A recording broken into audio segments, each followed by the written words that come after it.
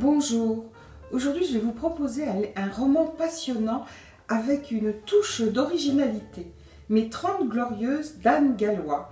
Alors évidemment c'est un livre, un roman historique qui porte sur l'histoire récente, les 30 Glorieuses de 1955 à 1975. Et l'originalité ici tient au fait que tous les chapitres commencent par une photographie d'une une de Paris Match.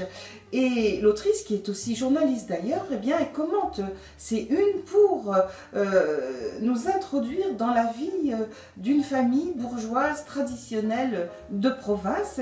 Et il y a une espèce de dialogue comme ça entre l'actualité d'alors, nationale, internationale, les vedettes de l'époque, le social, et ce qui se passe au sein de la famille, où vivent 5 petites filles, grandissent 5 petites filles qui vont dans des institutions catholiques, et on voit la vie de cette famille, ses bonheurs, ses peines, ses drames aussi parfois, et on voit comment sont inculqués des principes qui datent, qui semblent venir du 19e siècle, un 19e siècle qui se serait figé, même si alors les jupes et les robes ont raccourci.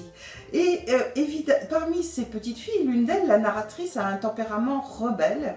C'est elle d'ailleurs qui est fascinée par les unes de Paris Match, et elle fantasme sa vie à travers les unes de Paris Match. Et cette rebelle, eh bien évidemment, elle va trouver à s'exprimer pleinement avec Mai 68, c'est la bascule du livre.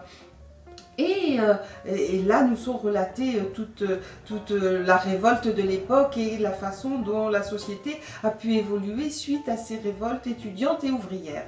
Et ce qui est très intéressant dans ce livre, c'est que l'autrice est très subtile et elle nous présente tout ça avec beaucoup de finesse. Par exemple, les parents qui incarnent la vieille époque, qui incarnent les années 50, eh bien, ils sont très touchants, ils sont ouverts à l'écoute, ils sont capables, ils n'arrivent pas à se transformer, bien sûr, à revenir sur leurs principes, mais on les sent très humains et très touchants.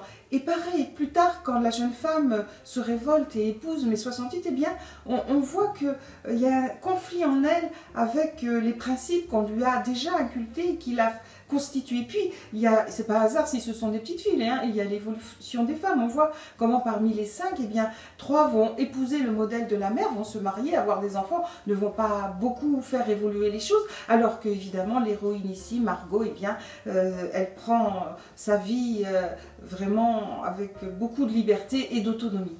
Voilà, c'est très passionnant, c'est sensible et fin, c'est très intelligent, ces analyses de une, mais sont très magnifiques, très courtes mais magnifiques. Vraiment, c'est un très bon livre, je vous le recommande vivement.